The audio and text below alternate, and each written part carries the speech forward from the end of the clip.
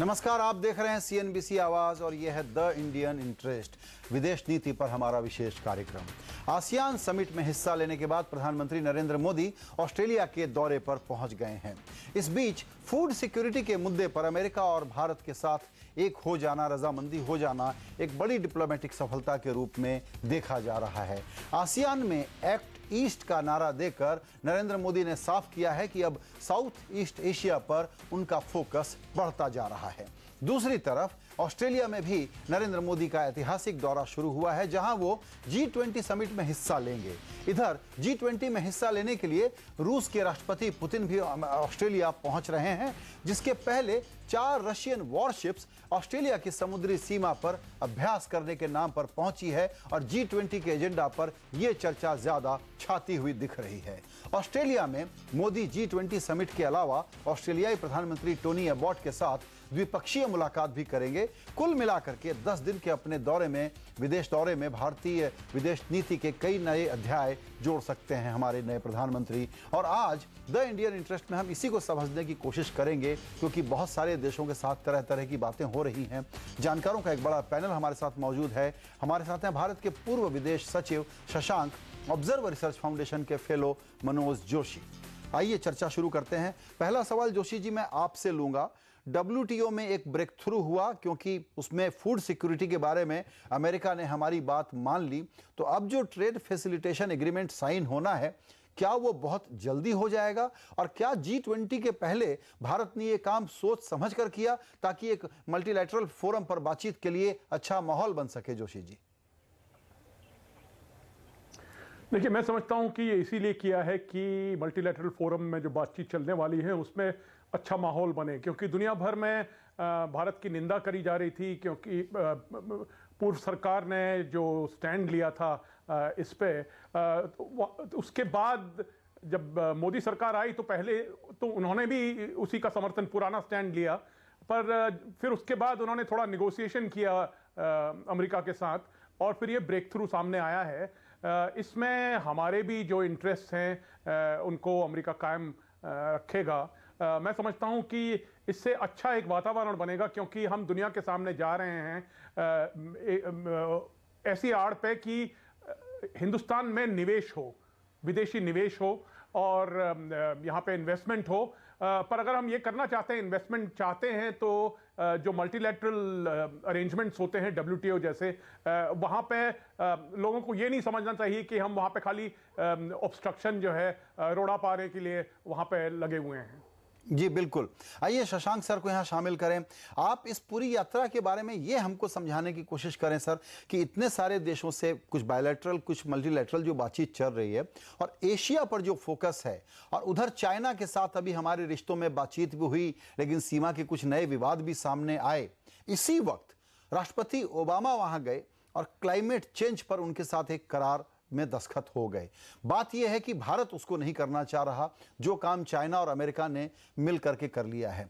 तो जो China versus America की बातचीत थी, क्या अमेरिका की नीति में यह परिवर्तन है कि चाइना के साथ रहते हुए, साथ चलते हुए, उनको साथ रखते हुए नजर आए? और ऐसे में भारत और चाइना के इक्वेशन कैसे बनते हैं अब?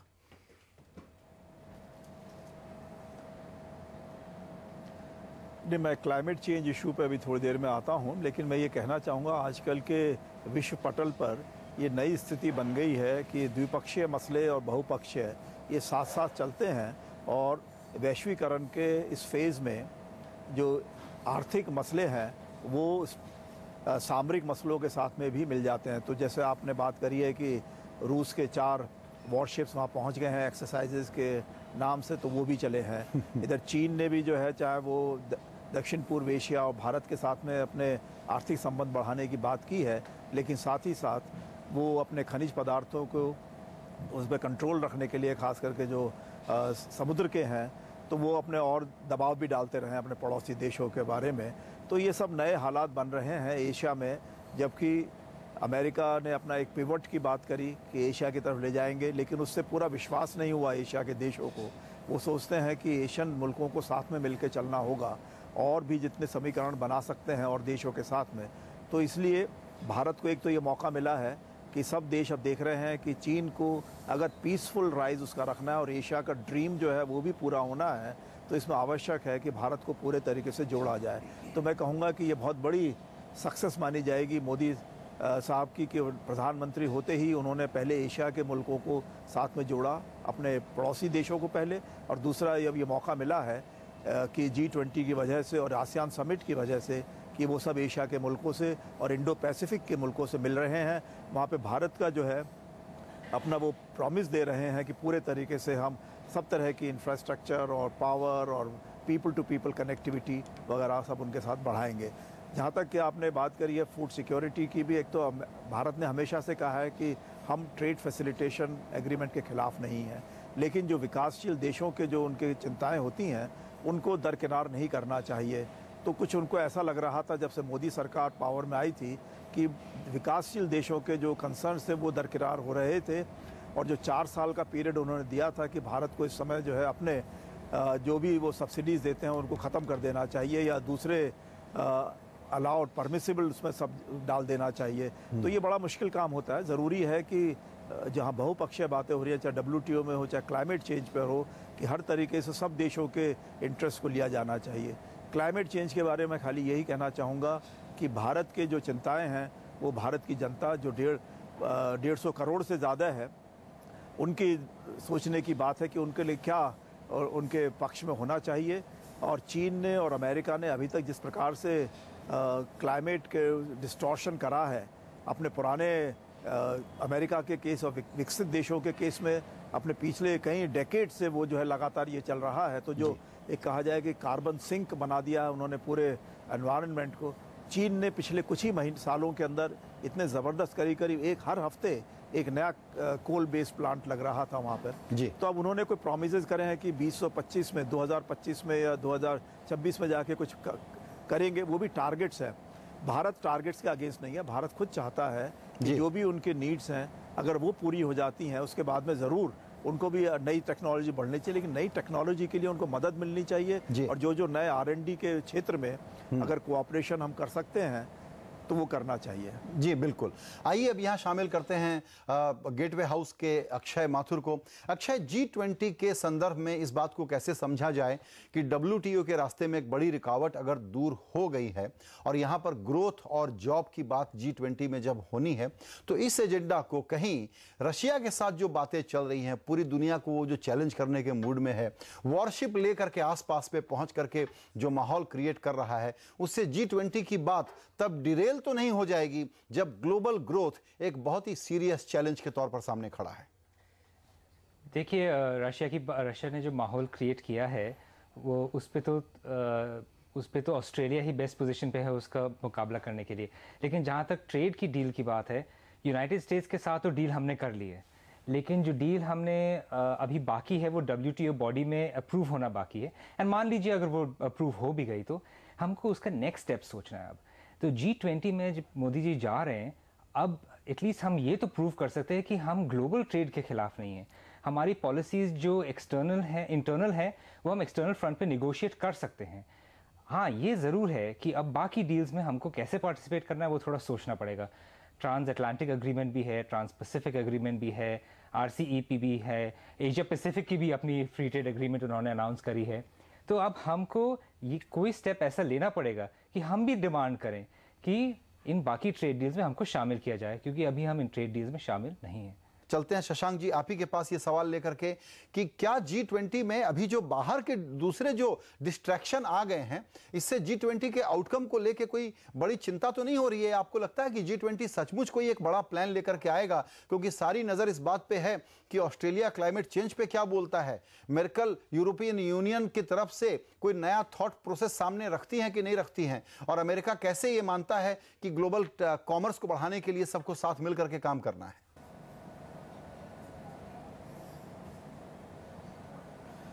नहीं, देखिए, क्लाइमेट चेंज का मुद्दा तो खैर बहुत महत्वपूर्ण बना हुआ है विश्व के लिए, लेकिन इसमें तरह तरह के सवाल और उठते हैं। एक ये भी बात मानने की है कि G20 देशों के सामने कि जो नए ये शेल गैस की बात उठी है, उससे जो है शेल गैस को निकालने के लिए जिस प्रकार के टेक्नोलॉजी अपनाई जाती है तो वो काफ़ी एटमॉस्फेयर को ख़राब भी करती है। लेकिन हमने देखा है कि विकसित देशों में जहां आजकल ये इस तरह का काफ़ी तरक्की की जा रही है शेल गैस के फील्ड में और गैस की प्राइसेस कम हुई हैं जी विश्व में, तो दूसरा उसको संभालने के लिए जो है ज़रूरी है कि एक पूरे तरीके से बात सोची जाए कि कैसे ऊर्जा के क्षेत्र में हम आगे बढ़ सकते हैं। दूसरी बात मैं कहूँगा कि ये जो इस समय यूरोप में हालात बने हुए हैं और मिडिल ईस्ट में बने हुए हैं, ये बहुत चिंता के कारण है। यूक्रेन में जो इस तरह के बने हुए हैं, तो रूस में और यूरोप के देशों में इस समय लगातार कठिनाइयाँ आ रही हैं। यूरोप कह रहा है कि रूस ने शायद अपने कुछ सोल्जर्स को भेजा है यूक्रेन में, रूस मना कर रहा है। तो इस तरह से मैं सोचता हूँ कि एक तो ये बात बहुत ज़रूरी है कि G20 हालांकि ये आर्थिक फोरम है, लेकिन जब विश्व के नेता मिलते हैं तो उनको इन सब बातों पे भी चर्चा करनी होगी। तीसरा जो ये इस्लामिक कैलिफेट की बात उठी है, और ख़ासकर अब इंडिया के भारत के भी चारों तरफ वो कैलिफेट बनाना चाहते हैं, पाकिस्तान में, बांग्लादेश में, तो ये सब बातें भी भारत को सीधा इसमें जोड़ देती है। जो प्रश्न उठाए जा रहे हैं मिडिल ईस्ट में, वेस्ट एशिया में, कि वहाँ पर जो है ये एरिया और इराक और सीरिया में ये इस्लामिक कैलिफेट बन रही है, और वो सोच रहे हैं कि ये रियल इस्लाम वो देंगे, बाकी अलकायदा वगैरह नहीं दे पाएंगे। तो ये रेडिकलाइजेशन जिस तरीके से हो रहा है, तो ये पुराने सिस्टम को, जो पुराने गवर्नमेंट्स हैं, कैसे उसको वो आपस में अपने नए समीकरण बना के चलेंगी। जी बिल्कुल।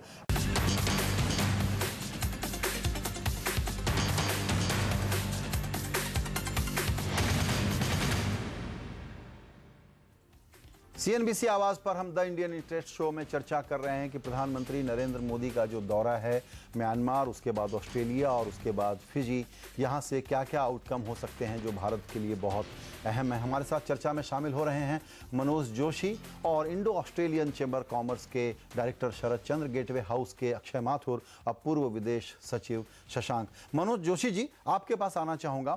भारत और ऑस्ट्रेलिया के बीच में जो बातचीत होनी है, जो बायलैटरल बातचीत होनी है G20 के अलावा, उसमें क्या महत्वपूर्ण फोकस हम लोगों का है जिस पर हम नजर रखना चाहेंगे? बातें तो सारी होंगी सिक्योरिटी और स्ट्रेटजी और इकोनॉमी और पॉलिटिक्स सब पर, लेकिन क्या है जो इमीडिएट आउटकम हमारे लिए जरूरी होगा? एक तो ऑस्ट्रेलिया जो है, हम समझते हैं कि बहुत छोटा मुल्क है क्योंकि वहाँ की आबादी बहुत कम है, पर ऑस्ट्रेलिया का अगर आप GDP देखेंगे तो काफी विशाल है, काफी बड़ा है, मतलब हमारे रीजन में। और ऑस्ट्रेलिया एक डेवलप्ड कंट्री है, OECD कंट्री है, तो इसमें और एक कमोडिटी प्रोड्यूसर है। मतलब खासकर हमको जो इंटरेस्ट है वो तो न्यूक्लियर पे है और कोयले पे है। ये दोनों हम वहां से इंपोर्ट करना चाहते हैं, जिससे कि हमारी एनर्जी का जो मसला है उसको कुछ सुधरे। जहां तक कि सामरिक मामले हैं, स्ट्रेटेजिक मामले हैं, ऑस्ट्रेलिया इंडिया जो है, हमारे जो विचार हैं इनमें काफी जो है कॉन्ग्रुएंस है, मिलते जुलते हैं एक दूसरे से।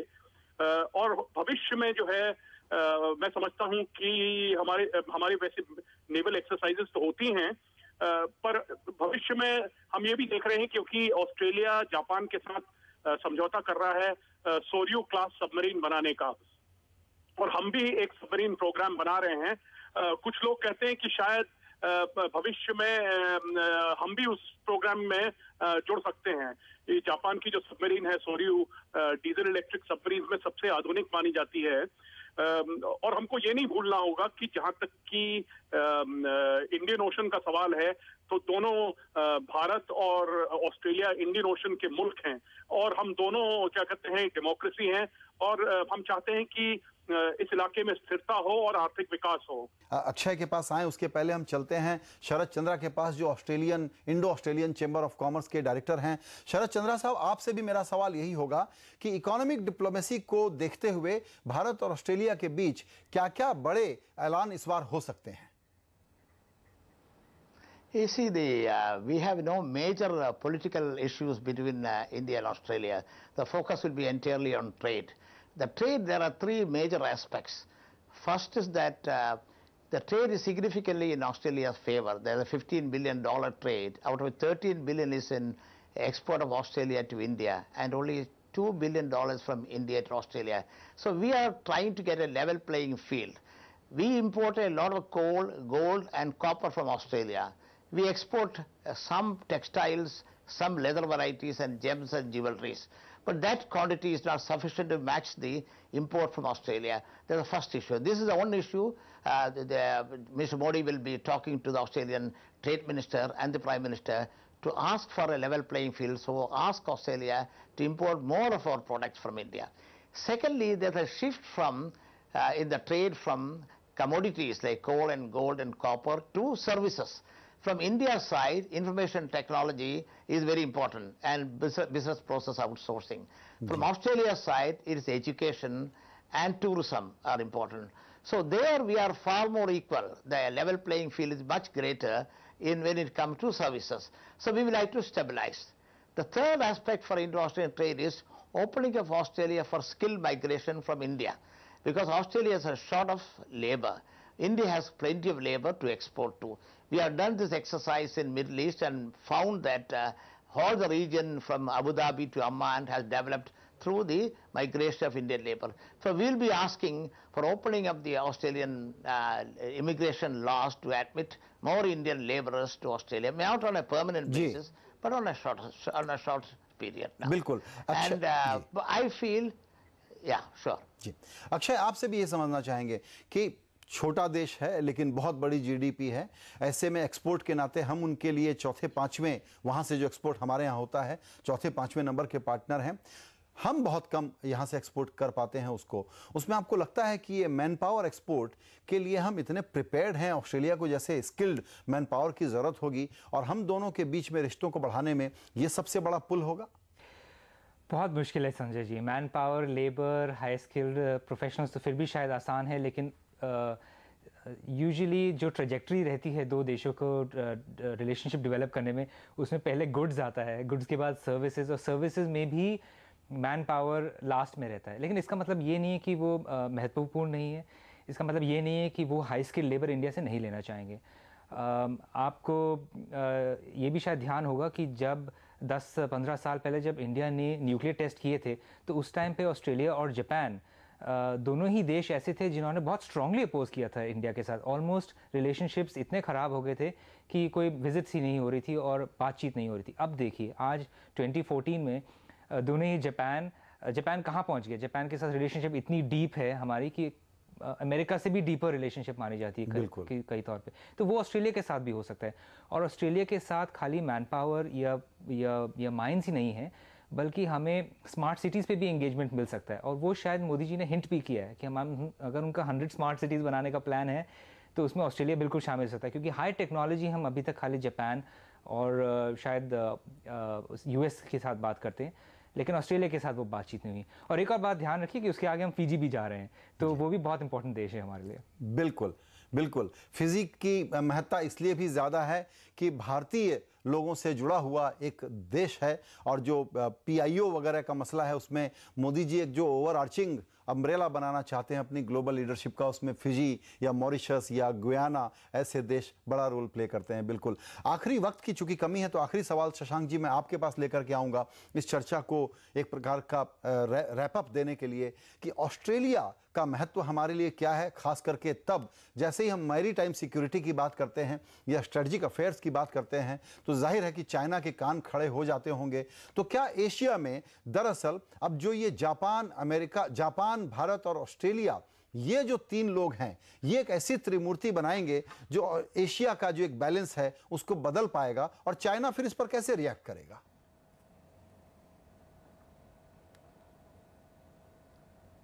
देखिए, बीच में एक बार बात उठी थी कि एक डेमोक्रेटिक डायमंड बनना चाहिए जिसमें कि एशिया से जापान, ऑस्ट्रेलिया और भारत और अमेरिका 4 देश मिलकर डेमोक्रेसी के प्रमोशन के लिए रेगुलरली इंटरेक्ट करें गवर्नमेंट लेवल पे. चीन ने थोड़ा सा इसके बारे में अपना डिस्प्लेजर जब जाहिर किया तो ऑस्ट्रेलिया पीछे हट गया, क्योंकि ऑस्ट्रेलिया और चीन के बड़े स्पेशल टाइप के संबंध रहे हैं. लेकिन अब ऑस्ट्रेलिया आगे बढ़ के चाहता है कि भारत के साथ में भी उसके संबंध उतने ही प्रगाढ़ हों जिस प्रकार से चीन के साथ में है.